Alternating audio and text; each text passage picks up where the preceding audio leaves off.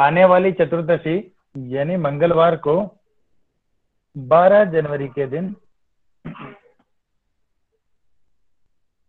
मूल नक्षत्र है।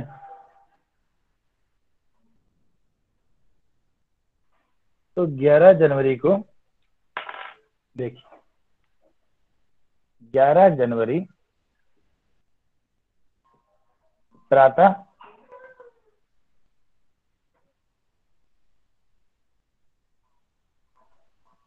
8:15 से 8:18 से मूल नक्षत्र आरंभ होता है।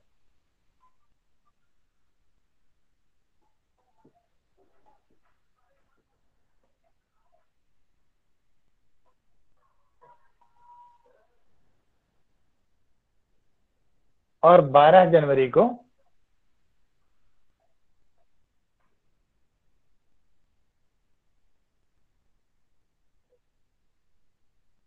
प्रातः 7:07 पर मूल नक्षत्र समाप्त होता है।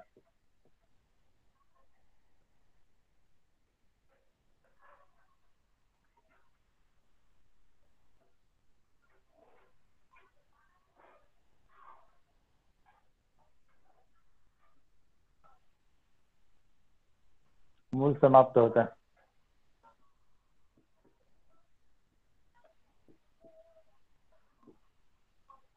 तो कितने घंटे मिनट तक मूल नक्षत्र रहा, यह ज्ञात कर लेना है।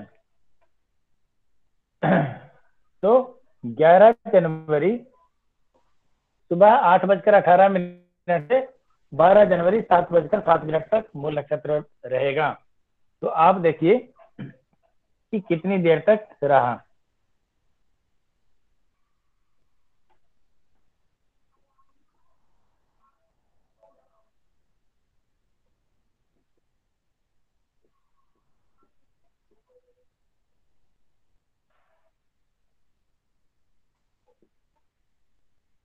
कुल मिलाकर 23 घंटे 49 मिनट 23 घंटे 49 मिनट तक मूल नक्षत्र रहता है।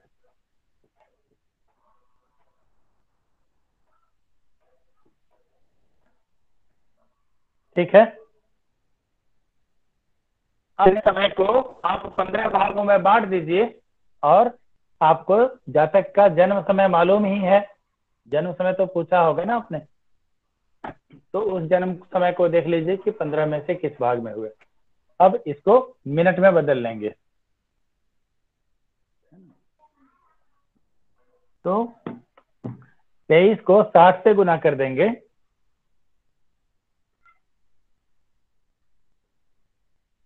तो 1380 आया, है ना। 23 में 60 से गुना कर देंगे तो 1380 आता है। तो 23 घंटे 1380 मिनट के बराबर होते हैं। इसमें 49 मिनट और जोड़ देंगे तो क्या हो जाएगा, 1429 मिनट। तो यानी 11 जनवरी को जो मूल नक्षत्र आरंभ होने वाला है वह कुल मिलाकर आकाश में 1429 मिनट तक 1429 मिनट तक विद्यमान रहेगा। इस कुल अवधि को 15 भाग में बांटे। ठीक है, 15 से भाग दे दीजिए इसमें।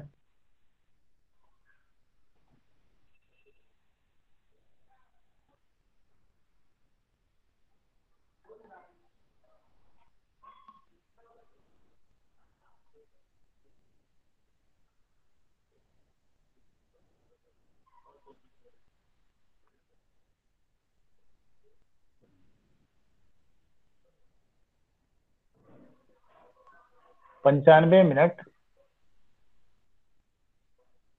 16 सेकेंड। ठीक है,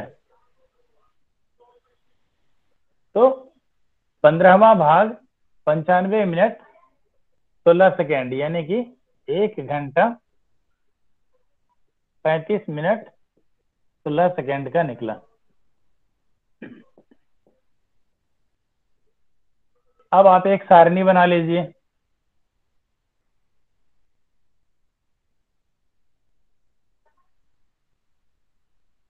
एक सारणी बना लीजिए। तो आपको मालूम है कि 1 से लेकर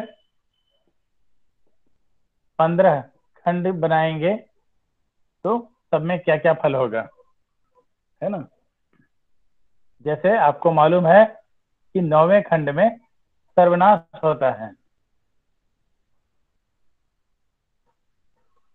15वें खंड में नाना का नाश होता है, और पहले खंड में पिता का नाश होता है।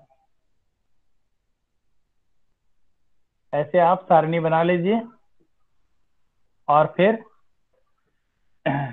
यदि 8:18 से 1 घंटे 35 मिनट तक, यानी कि 9 बजकर,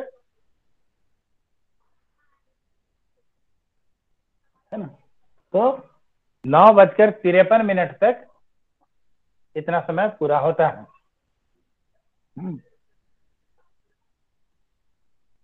तो जिस बच्चे का जन्म प्रातः 8:18 से 9:53 के बीच में होगा,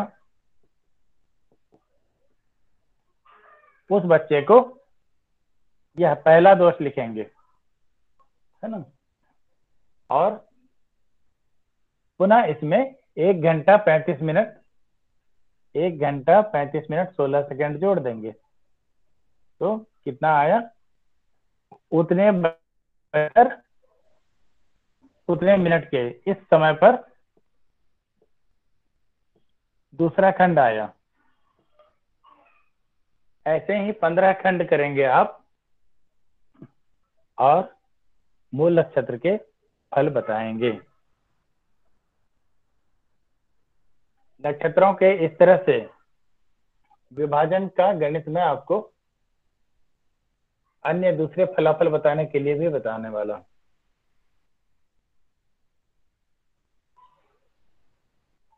आप प्रतिदिन, आज चाहे जो भी नक्षत्र हो, उसके आरंभ से समाप्ति होने तक कितने घंटे का समय रहा, कितने देर तक नक्षत्र विद्यमान रहा, उसके आधार पर गणित बना सकते हैं।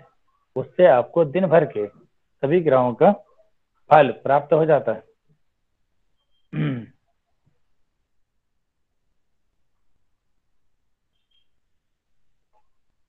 अब देखिए, और एक विशेष बात, श्लेषा नक्षत्र, श्लेषा नक्षत्र जो है उसके प्रथम चरण में गंड नहीं है। श्लेषा के प्रथम चरण में गंड नहीं होता।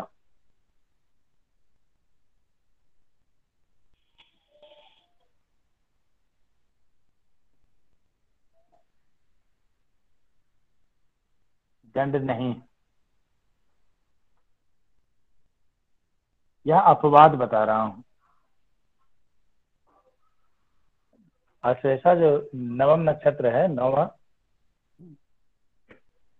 अश्लेषा नक्षत्र की विशेषता है कि इसके प्रथम चरण में गंड नहीं होता।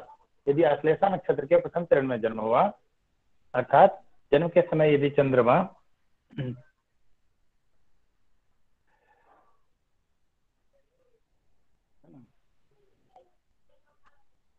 अंतिम 13 अंशों तक का है, यानी 18 अंश से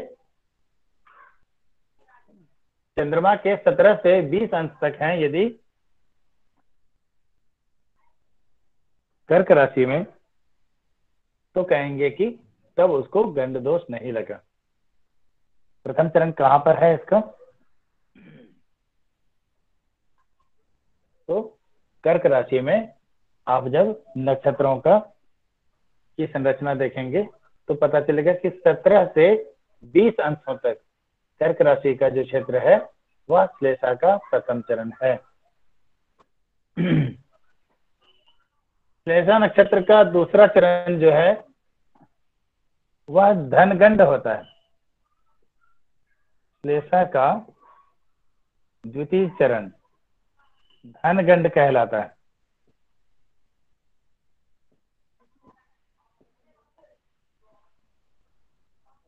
धनगंड कहलाता है।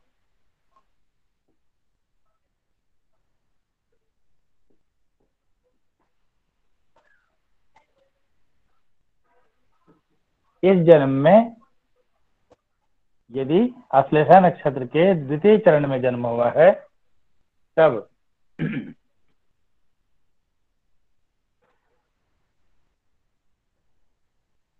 यद्यपि माता माँ को पीड़ा होती है लेकिन जातक अत्यंत धनवान होता है।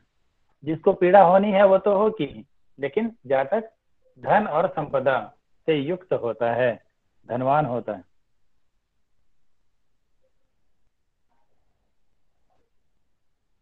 लेकिन क्या इसका जीवन सुखी होता है?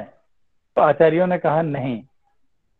यद्यपि श्लेषा के द्वितीय चरण में जो जन्म हुआ तो वह जातक अपने जीवन काल में धन और संपदा तो बहुत एकत्रित करता है, लेकिन अपने ही जीवन काल में उस धन का नाश भी करता है।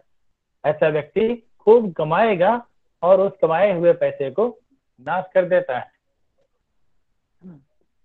श्लेषा का तृतीय चरण मातृगंड है।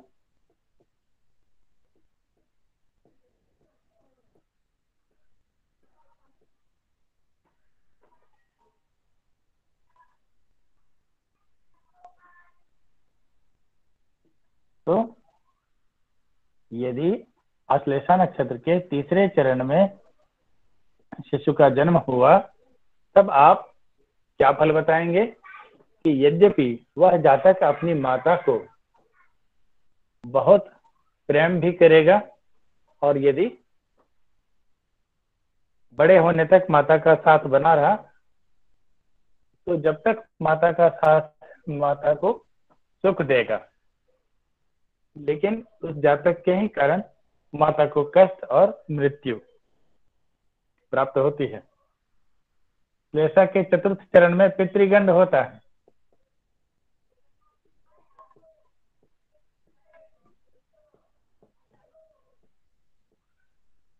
पितृगंड पिता से बहुत लगाव होता है लेकिन पिता को आघात पहुंचाता है। गंड बने आघात।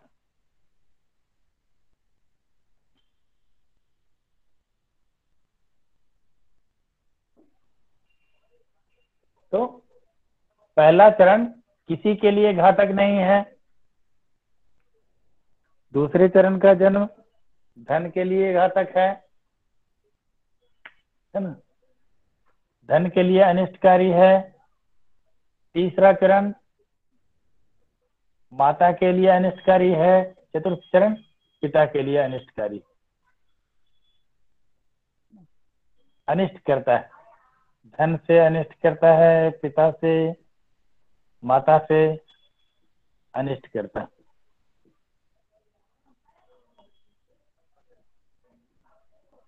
पहले तो गुरुजी आप बता रहे थे कि धनवान बनाता है धनगंड। मैं अब भी वही बता रहा हूँ कि ऐसा व्यक्ति जिसका श्लेषा के द्वितीय चरण में जन्म हो वह अत्यधिक धन अर्जित करता है और फिर अपने ही हाथ से उसका नाश भी करता है।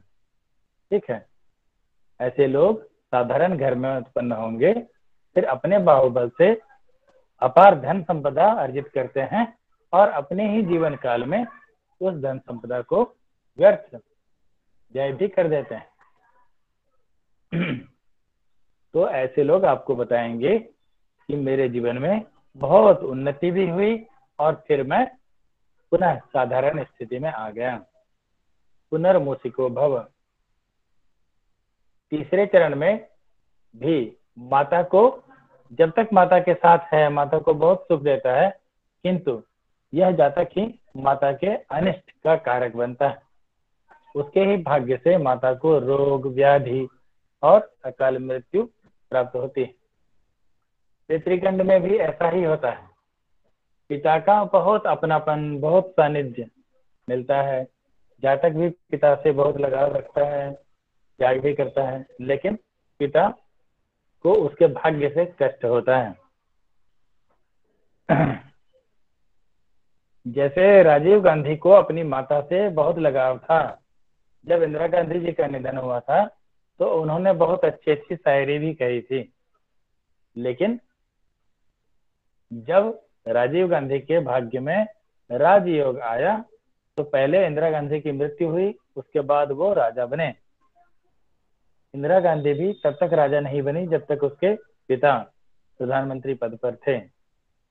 जब पिता का निधन हो गया उसके बाद उसका राजयोग आया, उसके निधन के बाद उसके पुत्र का योग आया। राजीव की मृत्यु हुई, उसके बाद सोनिया गांधी का राजयोग आया, और मुझे लगता है जब तक सोनिया गांधी जीवित हैं तब तक राहुल गांधी का राजयोग नहीं आएगा। तो गंड में ऐसा ही होता है कि वह प्रिय भी बन जाता है और उसका नाश भी हो जाता है। धन प्राप्त भी होता है और उसके बाद नाश करता है। आप ताजमहल बना लेंगे और फिर अपने ही कृत्यों से ताजमहल का नाश कर देंगे।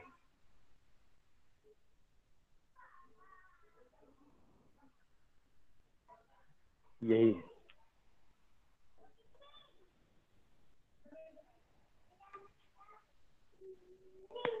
ये तो गंड था। आप ये जैसे कि मूल, मघा, अश्विनी, ये मूल संज्ञक नक्षत्र हैं। मूल, मघा, अश्विनी के बारे में आपको बता ही दिया कि इनके प्रथम चरण में पिता को कष्ट है ना, प्रथम चरण में पिता को कष्ट,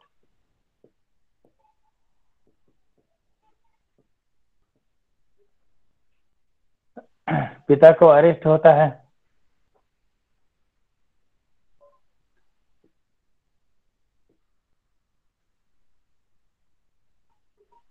द्वितीय चरण में गुरुजी किस नक्षत्र का बता रहे हैं आपने? मूल और सुलेखा का तो लिखा दिया, ये किसका बता रहे हैं गुरुजी? तीनों का? मूल, मघा और अश्विनी। वो जो नहीं, इसमें तो अश्लेषा गुरुजी बताया वो तो गंड बताया। अच्छा, सुलेखा गंड मूल अश्लेषा में नक्षत्र तो वाला। गंड होता है। अब मूल में 15 गंड बताया आपने, और वो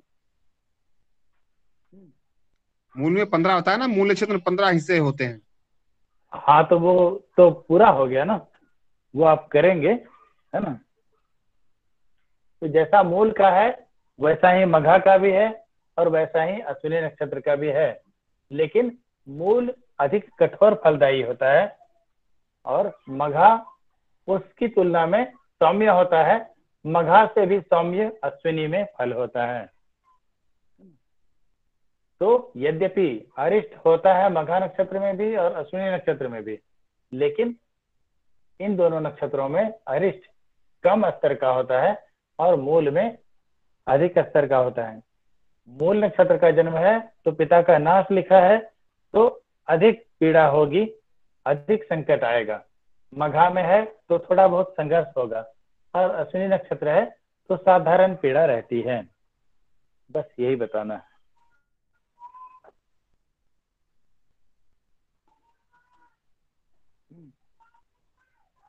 तो यह पाठ पूरा हो गया है। संक्षेप में अंत में यही समझ लें कि किसी भी नक्षत्र के अंत में, नक्षत्र के अंत में यदि जन्म हो तो अशुभ कहना चाहिए, है ना। ऐसे लोगों को अधिक संघर्ष होता है। यदि दिन के आरंभ में जन्म हो, प्रातः काल, तब अशुभ कहना चाहिए।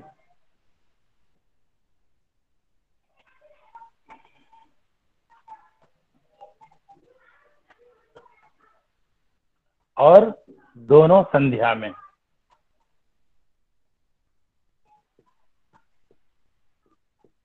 दोनों संध्या में।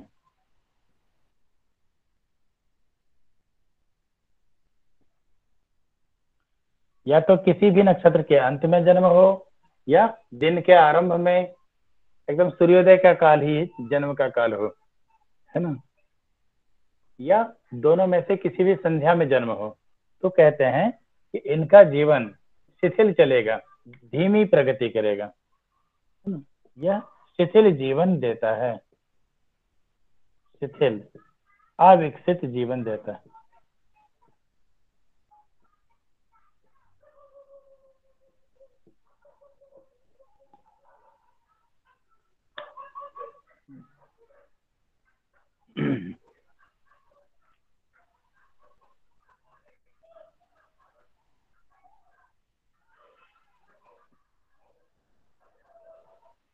देखिए, आज तो सुबह की क्लास हो नहीं सकी,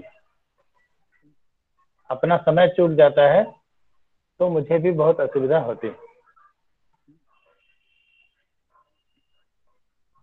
अब देखिए, आपको इसके आगे भयात और भवोग के बारे में बताएंगे, है ना। जन्मकालिक दशा को दो भाग में बांटते हैं। जन्म काल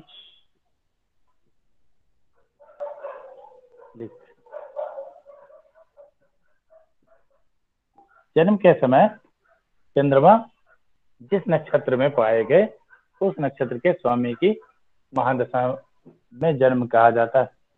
जन्मकालिक दशा को दो भागों में बांटते हैं। एक तो प्रथम भाग भुक्त दशा होती और द्वितीय भाग है भोग्य दशा।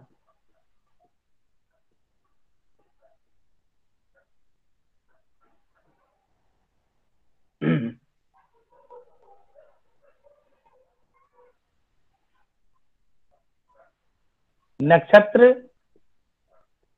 के आरंभ काल से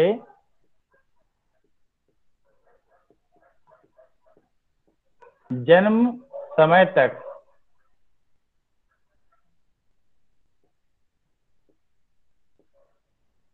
है ना, नक्षत्र जितने बजे आरंभ हुआ तब से लेकर जन्म समय तक, है ना, का नक्षत्र कितना भुक्त हो गया उसे भुक्त दशा कहते हैं। और जन्म समय से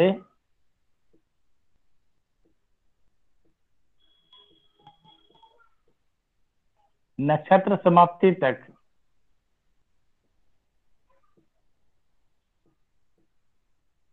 जितनी दशा शेष है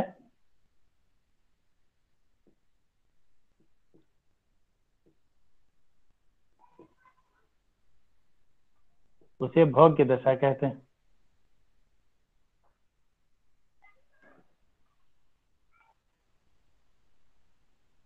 जैसे किसी का जन्म कृत्तिका नक्षत्र में हुआ, है ना, तो मान लिया कि जन्म के समय चंद्रमा वृषभ राशि में 2 अंश के थे।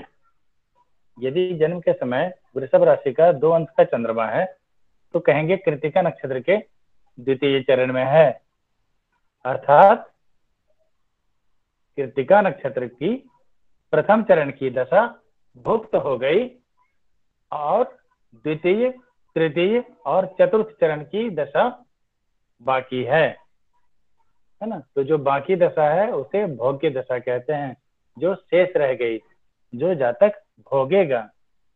और जो गर्भ काल में ही जातक के जीवन में खर्च हो गई दशा उसे भुक्त दशा कहते हैं। तो जैसे यदि कृत्तिका नक्षत्र में किसी का जन्म हुआ तो सूर्य की महादशा हुई, तो सूर्य की महादशा तो 6 वर्ष की होती है।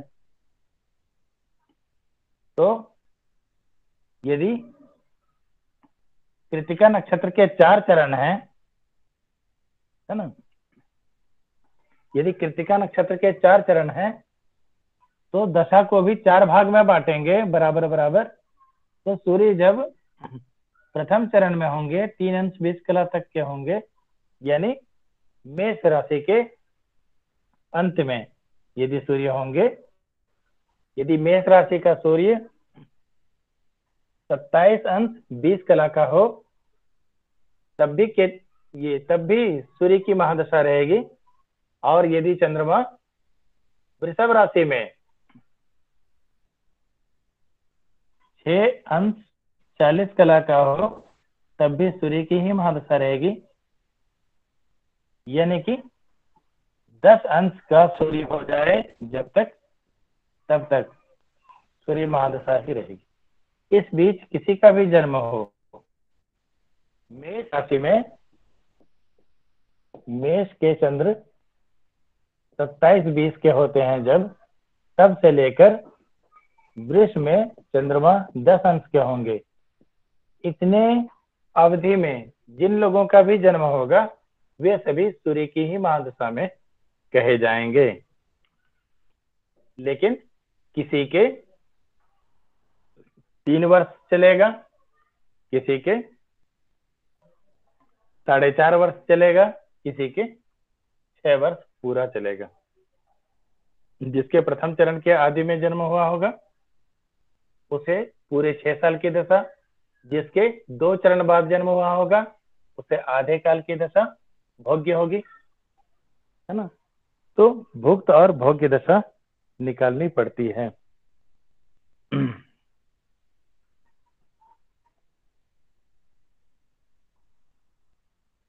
मैं आपको ऐसी सारणी बताऊंगा अगली कक्षा में कि आप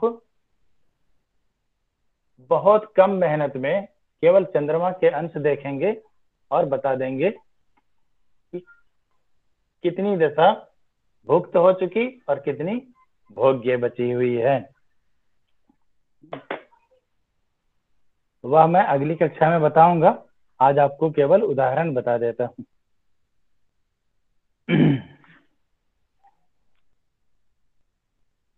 जैसे चंद्रमा मेष अथवा सिंह अथवा धनु राशि में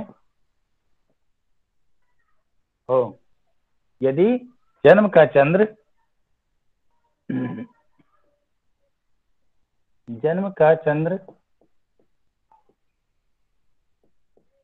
मेष सिंह अथवा धनु राशि में हो तो भयात भवोग क्या होगा। चंद्रमा यदि 0 अंश 0 कला के हैं तो 7 वर्ष केतु दशा भोग्य कहेंगे। केतु महादशा भोग्य है।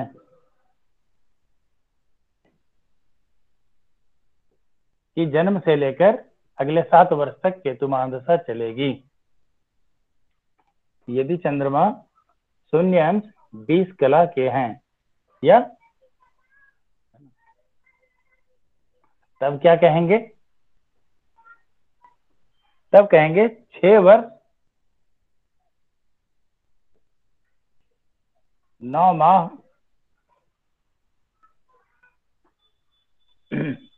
27 दिन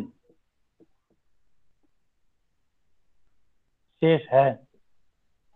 केतु की महादशा 6 वर्ष 9 माह 27 दिन शेष है। जब 0 अंश 40 कला का चंद्रमा होगा, यदि उस समय जन्म है तो पुनः इसमें 3 माह 3 दिन घटा देंगे, ये 2 माह 3 दिन घटा देंगे तो 6 वर्ष 7 माह 24 दिन शेष।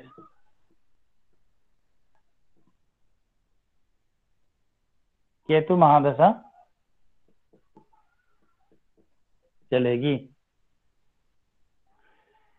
तो इसी तरह देखिए कि 20-20 कला बढ़ता जाए चंद्रमा, और 2 माह 3 दिन दशा घटती जाएगी, भोग्य दशा।